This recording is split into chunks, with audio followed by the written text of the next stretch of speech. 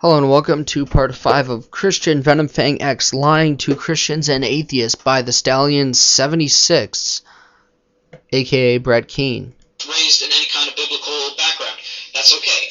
My point was, these were Jewish stories. This was in the Torah. I thought this was the Jewish religion, and the Christians had their religion, the Buddhists had theirs, and everyone's just making up stories. That seemed to be my logic, because as an evolutionist, I believed in evolution, I figured that religion evolved as well. People made up stories, they added to their stories, and people are making up all kinds of stories all over the place. That seemed to be logical at the time.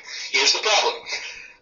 The problem is, VenomFangX, is that you keep on telling everybody in your videos that you used to be an atheist.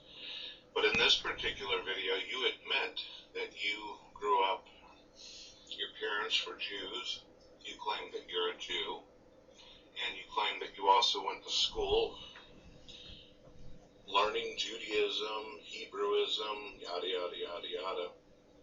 You say that you believed in all the stories of the Bible, Joshua and all this. You even declared that if you don't know these stories, then you must not have read the Bible. That's interesting.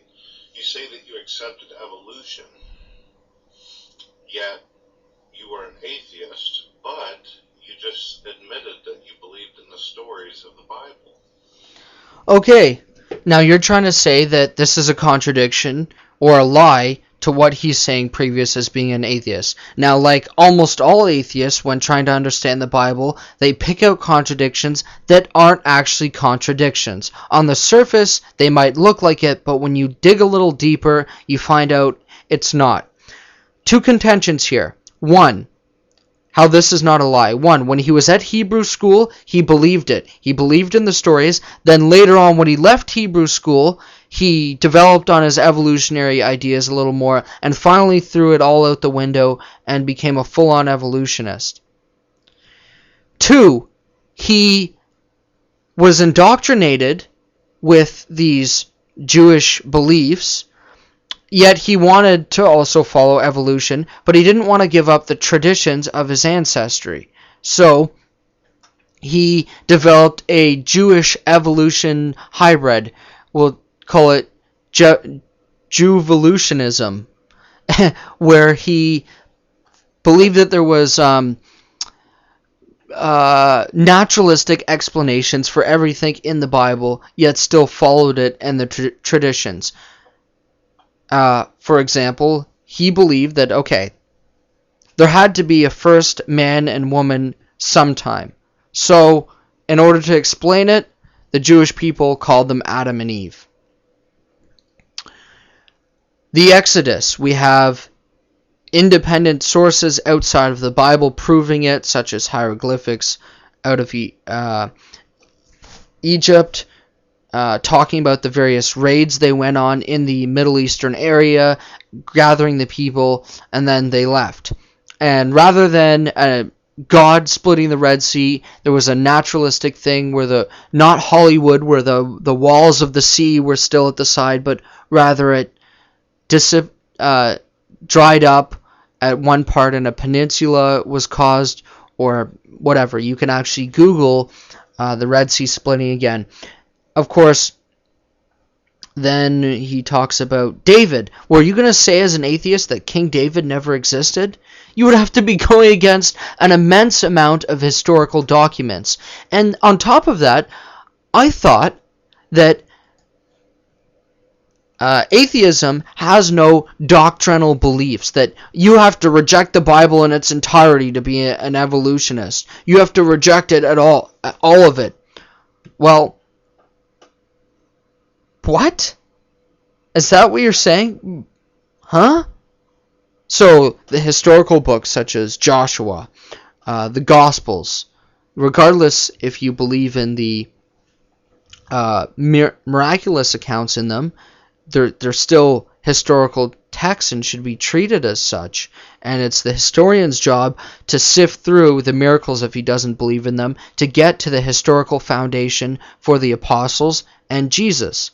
And although if you believe in God and you believe God is the best explanation for the universe, for the origins of the universe and the design at the initial conditions for the Big Bang, even before it happened, that we're now finding with modern science, then the miraculous events in the Bible aren't really a big deal.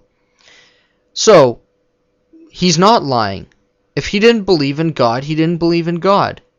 If he believed in parts of the Bible, that's nothing contrary to an evolutionist worldview. Let me ask you this. In the Bible it says Paul sailed to Cyprus and got shipwrecked. Why, as an atheist, can't an atheist believe that this is a historical event that happened to Paul? How would that contradict someone's belief that God doesn't exist? Paul could have been doing it thinking he was divinely driven by God and he was on a mission to preach about the gospel. But how is that contradictory? I don't understand your logic here, and you trying to prove that he is lying just falls way too short of what constitutes a lie. He's not lying. He's telling his story about what happened. You believed in the stories of Adam and Eve, the book of Joshua, and all the other things you just listed. Now, the Stallion, I want you to answer me this, if you can. Do you believe that Joshua never happened? Or the things like the conquest of Canaan didn't happen? Or that Joshua never existed? And if an atheist does that make them not being atheists? Why is believing that Joshua and the children of Israel left slavery contradictory to the belief that God doesn't exist? I just simply fail to understand your logic here. Now, if you were an atheist, why would you believe in those stories? Those God and... Well, there are many atheists who believe that Jesus actually existed. He was a real historical figure based on the historical evidence for him. But he was not the Son of God, nor did he do miracles. But he was a moral teacher. Of course, I don't think they would go hand in hand together, because if a moral teacher said the type of things that Jesus said, he would not be a good moral teacher. He would, as C.S. Lewis says, be the devil from hell or something else, or something worse. Because this means if he says what he said, and he would be deceiving people if it wasn't true. Inspired words that you claim all the time. VenomFang, you've never been an atheist before in your life. And you sit here and you take money from other Christians. You're no different. No, he accepts donations they give. Stay tuned for part 6.